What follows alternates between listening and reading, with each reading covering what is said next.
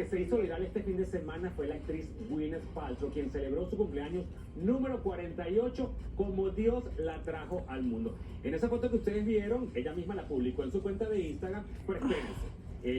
Les explico qué fue lo que pasó. La actriz agradeció a su propia línea de productos de belleza por hacerla sentir que aún a su edad se podía desnudar para una foto. O sea, mejor mercadeo y publicidad para su marca, imposible. Yo estaba comprando los productos. Y cambiando de tema, les cuento que Maluma está por las nubes, pero literal por las nubes. Y no por su gran éxito de Hawái o por la película